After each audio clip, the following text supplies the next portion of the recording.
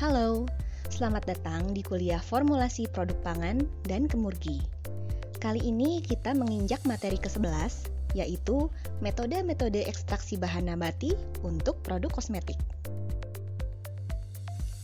Seperti yang kita tahu, ekstrak bahan nabati memiliki berbagai manfaat. Tidak hanya untuk kosmetik, namun juga suplemen makanan dan obat-obatan. Ekstraksi bahan nabati sebetulnya sudah dimulai sejak 5.000 tahun yang lalu. Pada saat itu, metode yang digunakan adalah merebus bahan tanaman dalam air atau dikenal dengan nama decoction. Pemanasan membantu proses ekstraksi karena mengubah struktur dinding sel tumbuhan sehingga zat aktif dapat diakses. Namun, kepolaran air belum tentu sesuai dengan kepolaran zat aktif yang akan diekstrak. Akibatnya, metode ini seringkali butuh waktu lama dan tidak efektif. Meskipun demikian, metode ini kadang masih digunakan untuk ekstraksi zat-zat aktif yang bersifat cukup polar.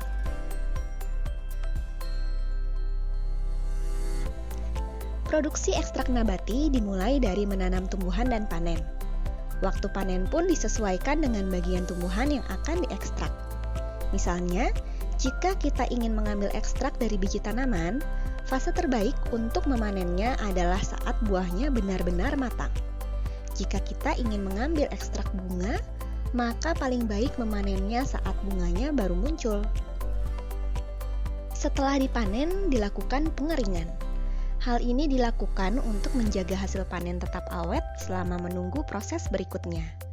Bahan yang sudah kering kemudian digiling untuk meningkatkan luas permukaan kontak saat ekstraksi. Ukuran bahan kering mempengaruhi efektivitas ekstraksi, karena ekstraksi terjadi dengan prinsip perpindahan massa. Kita akan membahas beberapa metode ekstraksi. Pertama, metode-metode yang konvensional. Metode-metode ini umumnya memerlukan banyak pelarut dan waktu yang cukup lama. Namun peralatannya cukup sederhana sehingga sudah banyak diaplikasikan di industri-industri yang menghasilkan ekstrak-ekstrak nabati. Pertama, maserasi.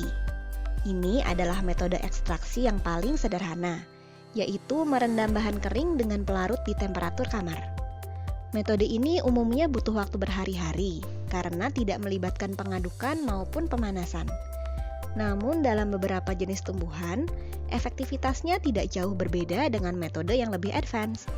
Jika demikian, metode ini layak dipertimbangkan karena tidak membutuhkan energi yang besar, serta tidak akan merusak zat aktif yang sensitif terhadap panas.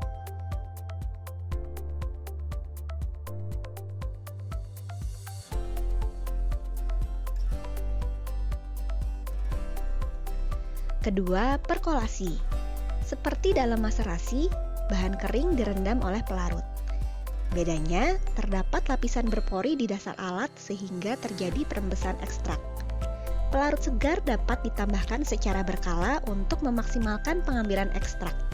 Perkolasi dapat dilakukan dengan atau tanpa pemanasan. Selanjutnya, ekstraksi Soxhlet. Bisa dibilang ini merupakan teknik perkolasi yang dilengkapi dengan sistem reflux. Wadah berisi pelarut dipanaskan hingga menguap dan mengembun ketika uapnya tiba di kondensor. Tetesan-tetesan pelarut ini merendam bahan kering dengan periode yang cukup sebelum pelarut ini dialirkan keluar, membawa ekstrak tumbuhan ke wadah pelarut kembali. Pemanasan akan membuat pelarut menguap dan menetes kembali. Sistem ini memungkinkan pelarut organik tersirkulasi secara otomatis dan tidak terbuang ke lingkungan. Prinsip kerjanya dapat digunakan di skala laboratorium hingga skala industri.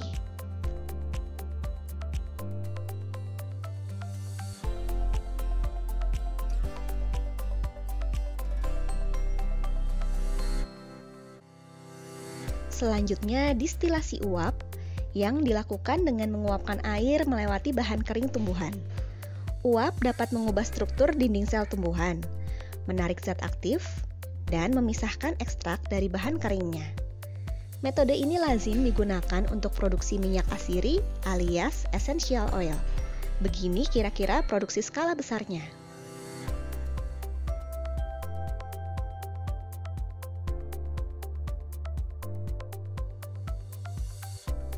Nah, itulah beberapa metode konvensional yang telah digunakan untuk produksi ekstrak nabati. Selain metode-metode tadi, saat ini telah dikembangkan juga berbagai metode yang lebih advance. Dengan teknologi-teknologi ini, diharapkan penggunaan pelarut lebih sedikit, waktu ekstraksi lebih singkat, perolehan ekstrak meningkat, atau proses menjadi lebih mudah diotomasi. Pertama, metode ekstraksi dengan menggunakan fluida superkritik. Pelarut yang paling sering digunakan adalah karbon dioksida. Pada fase superkritiknya, fluida ini memiliki sifat seperti gas, yaitu memiliki koefisien difusivitas yang tinggi, viskositas yang rendah, serta kemampuan penetrasi terhadap bahan mentah dalam waktu relatif singkat. Ia juga memiliki sifat bentuk cairnya, yaitu kemampuan pelarutan yang tinggi. Teknologi ini dilakukan pada tekanan tinggi, sementara temperaturnya bisa dibuat cukup rendah sehingga cocok untuk ekstrak yang sensitif terhadap panas.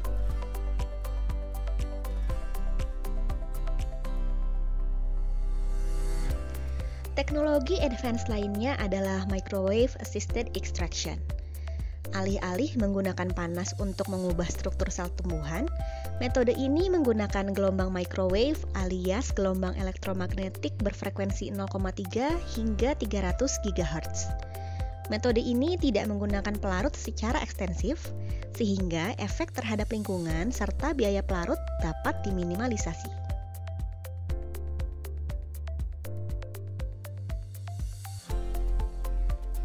Selain gelombang microwave, dapat juga digunakan gelombang ultrasonik. Seperti halnya microwave, keuntungannya adalah minimnya penggunaan pelarut, waktu yang lebih singkat, dan temperatur yang tidak setinggi ekstraksi konvensional. Terakhir, pressurized liquid extraction. Ini sering juga disebut sebagai accelerated Soxhlet extraction, karena prinsipnya serupa dengan Soxhlet, namun digunakan tekanan yang lebih tinggi. Tekanan tinggi menghasilkan kelarutan serta laju difusi yang tinggi, serta meningkatkan penetrasi pelarut dalam matriks sel. Saat ini metode PLE baru diaplikasikan di skala laboratorium saja. Bagaimana perbandingan antara semua metode tadi? Mari lihat rangkumannya di tabel berikut ini.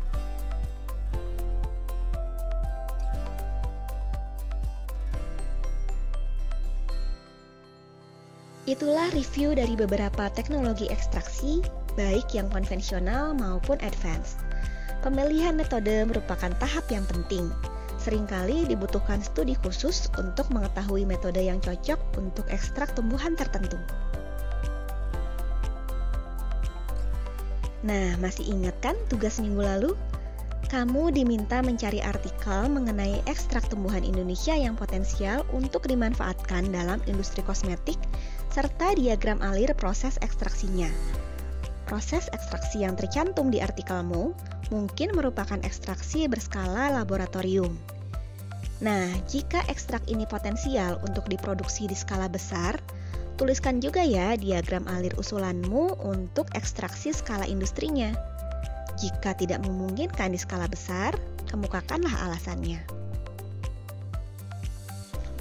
Sekian materi hari ini. Sampai jumpa.